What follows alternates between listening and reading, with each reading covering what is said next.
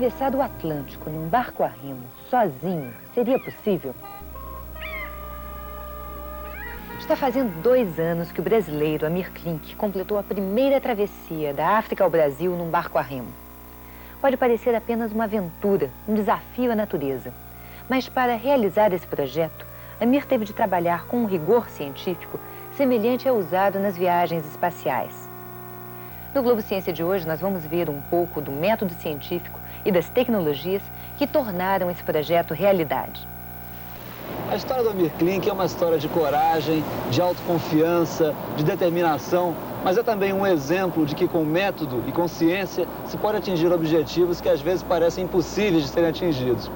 Amir, 2 anos depois da travessia do Atlântico Sul, como é que você avalia esse feito que foi atravessar o Atlântico? Primeiro, eu estou morrendo de saudades.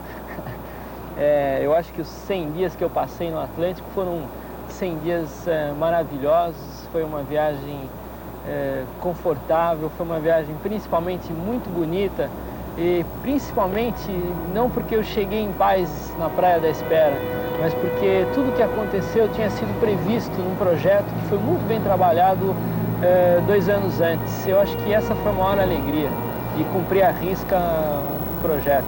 Como é que você começou a se interessar, a pesquisar, como fazer um planejamento para essa travessia?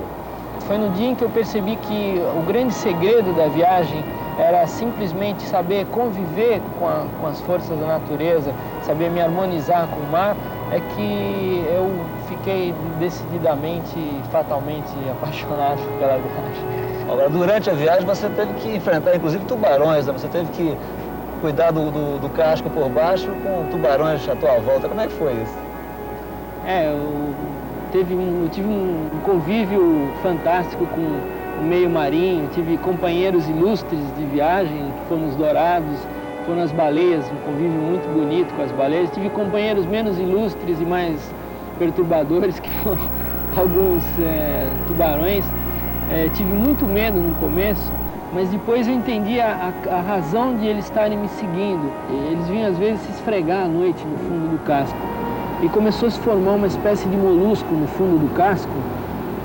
E quando esses tufos desse molusco estavam grandes, os tubarões mudaram de comportamento e começaram a dar pancadas no fundo. E eu comecei a ficar apavorado. E eu descobri com o tempo que eles era um modo de eles soltarem esses moluscos para atrair os dourados, para poder atacar os dourados. Durante os 102 dias da travessia, Amir remava uma média de 8 horas diárias. Até o final do dia, precisava avançar 40 milhas, aproximadamente 74 quilômetros. Pode parecer uma distância muito grande, mas, segundo os cálculos de Amir, apenas 1/4 parte desse esforço seria realizada no remo. O resto ficaria a cargo das forças da natureza. Durante os 3 anos que antecederam a viagem, o Amir passou uma boa parte do tempo dele estudando, pesquisando, tentando descobrir tudo que ele podia sobre as rotas de navegação no Atlântico. Amir, como é que foi essa tua etapa inicial do planejamento da viagem? Foi a etapa mais dura da viagem, a mais trabalhosa, e foi a etapa que garantiu o sucesso da viagem, que foi o estudo das correntes e ventos que vigoram no Atlântico Sul. Foi esse estudo que me possibilitou definir a rota, porque eu não vim contra o Atlântico, mas sim a favor das correntes e ventos que vigoram no Atlântico Sul. Assim como os portugueses, quando chegaram no Brasil, quando começaram as grandes navegações. Então você vê aqui, por exemplo, Portugal foi importante na época dos descobrimentos, em grande parte pela posição estratégica em relação a ventos e correntes. Então o Atlântico divide-se em 2 rodamuinhos gigantes, o Atlântico Norte e o Atlântico Sul, que giram em sentidos contrários. E os barcos dos portugueses, assim como o meu barquinho a remos, eles não podiam ir contra as correntes e os ventos, eles eram obrigados a seguir, a sempre ter vento favorável.